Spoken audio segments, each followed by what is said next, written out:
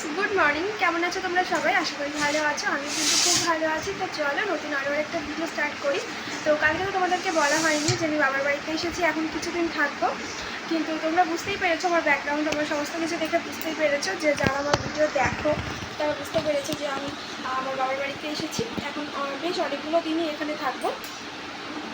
তো আমিও পুকুরই এসেছি এখানে আর কি। তো চলো এখন থেকে ভিডিওটা স্টার্ট করি। মোটামুটি 10টার কাছে বাজে, যেহেতু বাবার বাড়িতে ঘুম থেকে উঠতে 8:30 বেজে গেছে। তো তারপর টুকিটাকি কাজ করবো, পুকুরের মাঠে একটু হেল্প করে দিয়েছি। তারপর আমি সেই সমস্ত করতে করতে প্রায় 10টা বেজে গেছে। এখন একটু সিম্পলভাবে একটু রেডি হয়েছি, তো যাবো একটা জায়গায়। তো চলো কোথায় যাচ্ছি না যাচ্ছি সবটা শেয়ার করবো।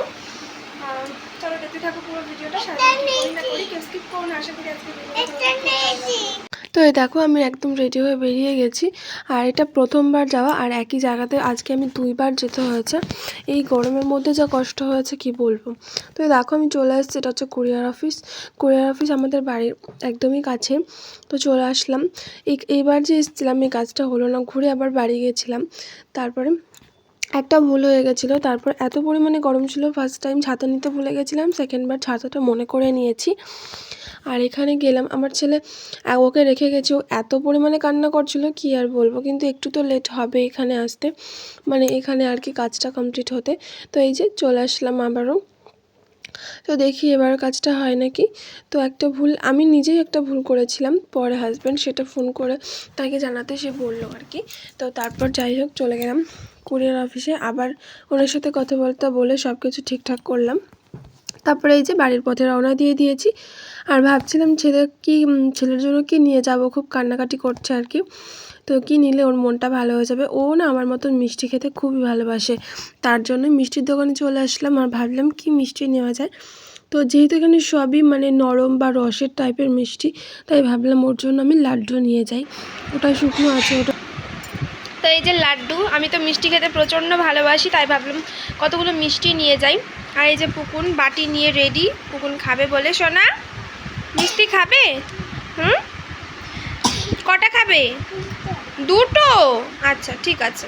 তো চলো ওকে মিষ্টি দিই, আর তারপর ওকে খাওয়াবো, স্নান করাবো, অনেক কাজ। আমি নিজেও স্নান করব, আবার পরে তোমাদের সাথে কথা হবে।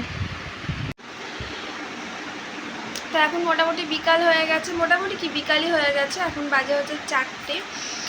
আর একটু লিপস্টিক পরা দেখছো, কারণ দুপুরবেলা পুকুরকে ঘুম পাড়িয়ে আমি শর্ট ভিডিও বানাচ্ছিলাম, তো তার জন্য লিপস্টিক পরে তারপর আমি একটু শুয়েছিলাম।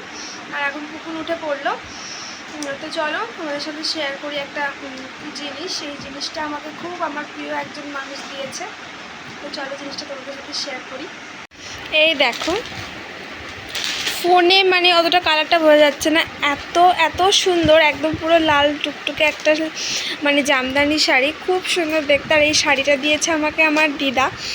তো শাড়িটা এত সুন্দর, খুবই সুন্দর শাড়িটা, আমার তো খুব পছন্দ হয়েছে। তোমাদের কেমন লাগলো অবশ্যই আমাকে কমেন্টে জানিও।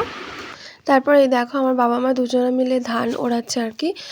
তো এটা কিন্তু আমাদের জমির আর কি, ধান উড়িয়ে তারপরে সিদ্ধ করতে হয়। তো যেহেতু একদমই গরম, একদমই হাওয়া নেই, তার জন্য ফ্যান চালিয়েই করতে হচ্ছে।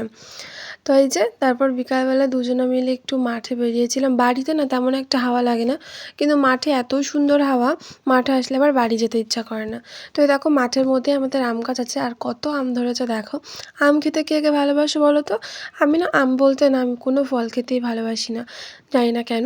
তারপর এই যে পুকুর ওখানে বসে বসে মাটি নিয়ে খেলছে, আমি চুপচাপ বসেছিলাম এখানে। তো এগুলোই করছিলাম দুজনে মিলে। আর বাবার বাড়িতে এসেছি, এখানে অন্যরকম ভ্লগ বলতে যদি কোথাও যাই তখনই অন্যরকম হবে, তাছাড়া কি কাজকর্ম তো এখানে কোনো সবাইকে কিছুই নেই। টাটা দিয়ে দাও। ওই সারাদিন বসে থাকা এই আর কি।